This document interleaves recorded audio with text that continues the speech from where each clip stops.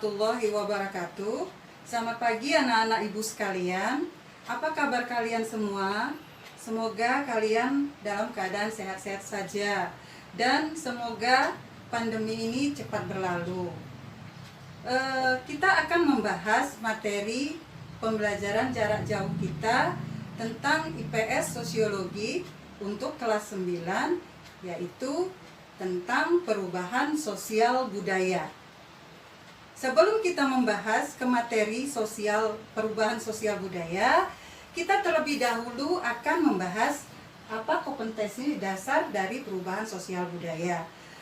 Adapun kompetensi dasar perubahan sosial budaya adalah menganalisis interaksi sosial dalam ruang dan pengaruhnya terhadap kehidupan sosial, ekonomi, dan budaya dalam nilai dan norma serta kelembagaan sosial.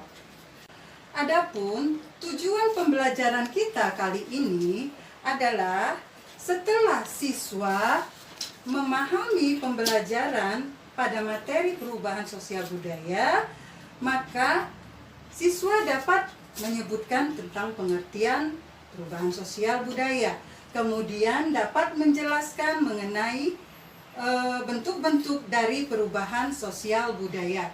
Kemudian siswa dapat menjelaskan mengenai faktor internal dan faktor eksternal dari perubahan sosial budaya. Dan yang terakhir, siswa dapat menjelaskan mengenai faktor penghambat dari perubahan sosial budaya. Pernahkah kamu memperhatikan kondisi masyarakat di tempatmu tinggal? Apakah ada perbedaan di masa sekarang dengan di masa yang lalu? Sekarang perhatikan gambar-gambar yang ada di sini. Ada 4 gambar di sini. Di sini menjelaskan bagaimana keadaan bangsa Indonesia sebelum dan sesudah merdeka. Sebelum mengalami masa penjajahan terjadi tanam paksa, ya, tanam paksa.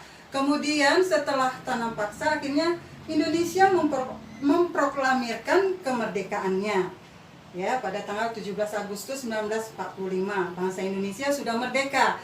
Kemudian setelah merdeka maka terjadi pembangunan di beberapa tempat di era globalisasi.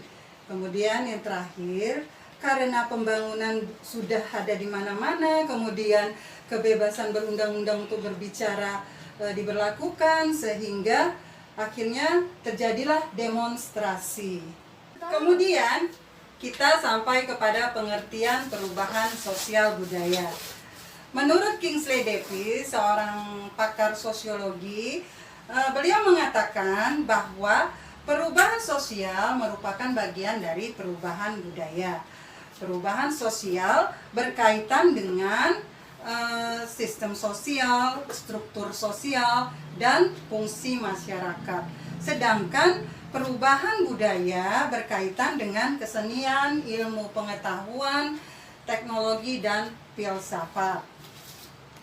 Jadi, perubahan sosial budaya itu adalah perubahan unsur-unsur di dalam masyarakat secara bertahap akibat adanya ketidaksesuaian unsur-unsur sosial maupun budaya yang menciptakan tata kehidupan yang baru.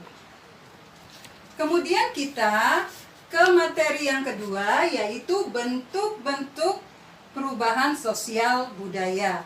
Adapun bentuk-bentuk perubahan sosial budaya itu dibagi atas 3 bagian. Yang pertama adalah dilihat dari waktunya. Kalau dilihat dari waktunya, itu dari perubahan yang lambat atau evolusi dan perubahan yang cepat atau revolusi. Kemudian dilihat dari pengaruhnya. Ada yang memberikan pengaruh yang besar dan ada yang memberikan pengaruh yang kecil. Kemudian dilihat dari perencanaannya. Di sini dilihat dari perencanaan yang menghasilkan yang besar, kemudian perencanaan yang kecil. Di sini kita jelaskan sedikit. Kalau dilihat dari waktunya, dia terbagi tadi revolusi dan evolusi. Revolusi contohnya itu yang terjadi pada revolusi industri di Inggris pada abad ke-18. Kemudian tentang evolusi, ya.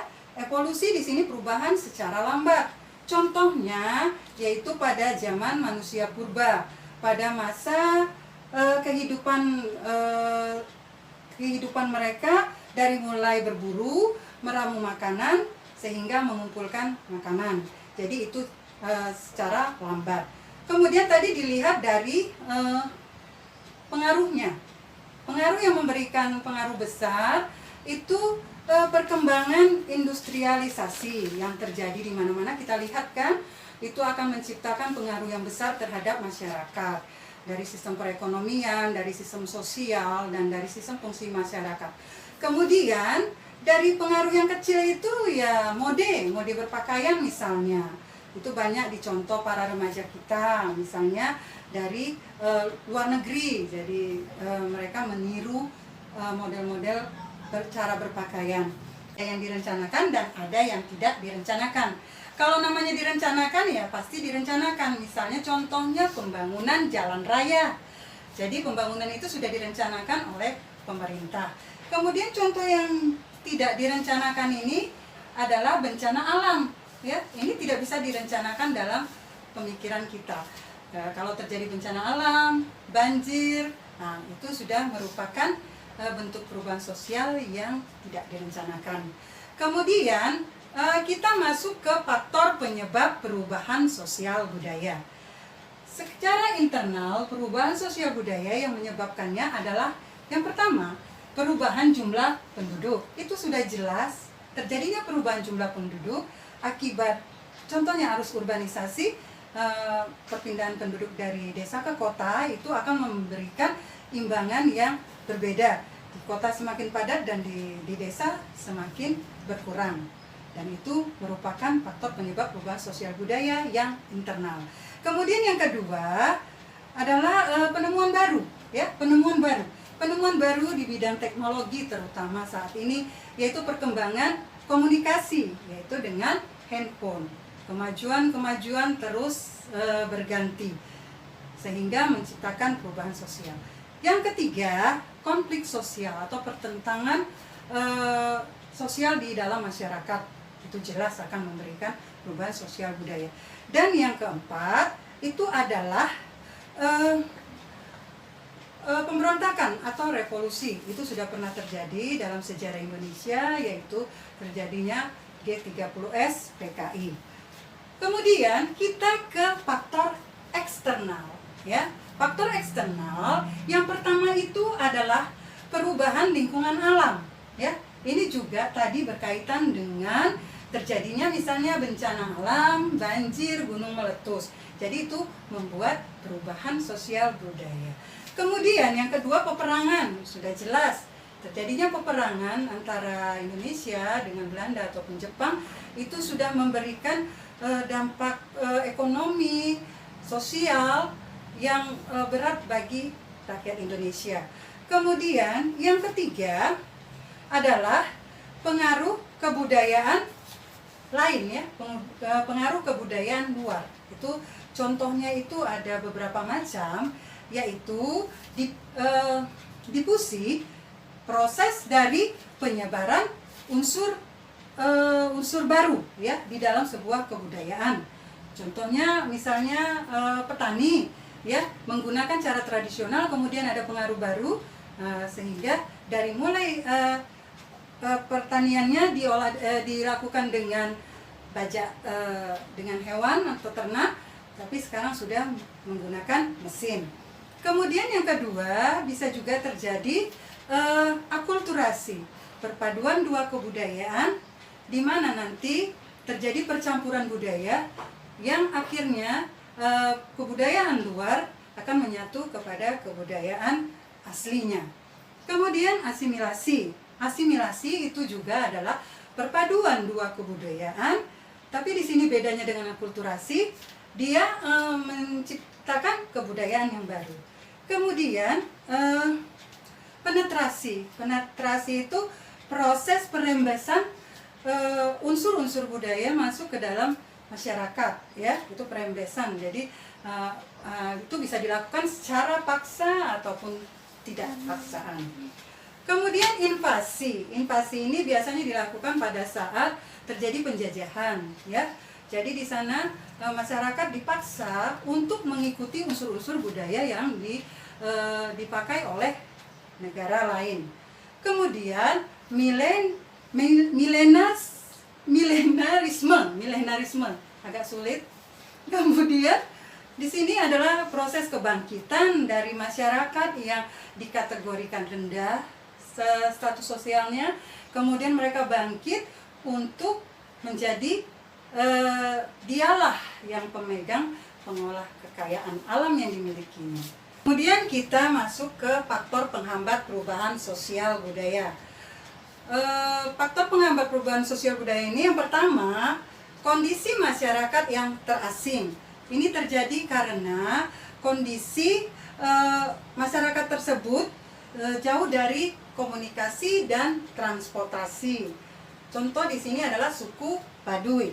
Di situ mereka masih memegang teguh adat istiadat yang sudah ada pada masa nenek moyang mereka. Kemudian yang kedua adalah perkembangan ilmu pengetahuan itu terlambat. Sementara ilmu pengetahuan itu adalah jendela dari perubahan sosial budaya. Kemudian yang ketiga, sikap masyarakat yang masih tradisional. Di sini masyarakat tradisional itu masyarakat yang masih memegang teguh adat istiadat, kemudian kebiasaan-kebiasaan yang sudah ada sejak zaman tetua-tetua mereka atau nenek moyang. Jadi adat istiadat mereka masih terpegang teguh sehingga mereka tidak begitu saja menerima perubahan. Kemudian yang keempat, adanya prasangka terhadap perubahan sosial ini, ya, adanya prasangka.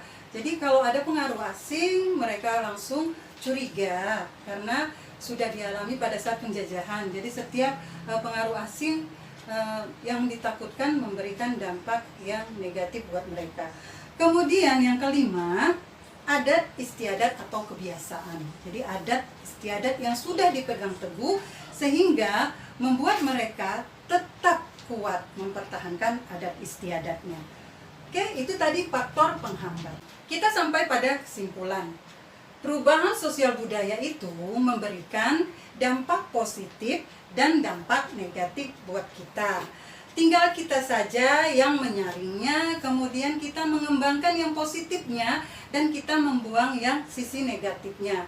Karena memang kita harus mengikuti perubahan dan untuk menciptakan kemajuan. Nah, demikianlah materi yang sudah Ibu sampaikan. Kemudian Ibu akan memberikan tugas, ya. Tugasnya di sini adalah carilah salah satu etnografi atau tulisan tentang kehidupan suku bangsa di Indonesia, salah satu aja ya nak, dari berbagai sumber seperti internet boleh, buku ataupun sumber yang lainnya. Dan nanti hasil tugas kalian itu kalian kirim melalui Google Classroom. Ibu tunggu ya. Demikianlah pembahasan materi kita tentang perubahan sosial budaya. Semoga anak-anak Ibu dapat memahaminya dan kemudian dapat mengerjakan tugasnya dengan sebaik-baiknya. Akhirnya kita akan menutup pelajaran hari ini dengan mengucapkan hamdalah. Alhamdulillahirobbilalamin. Assalamualaikum warahmatullahi wabarakatuh.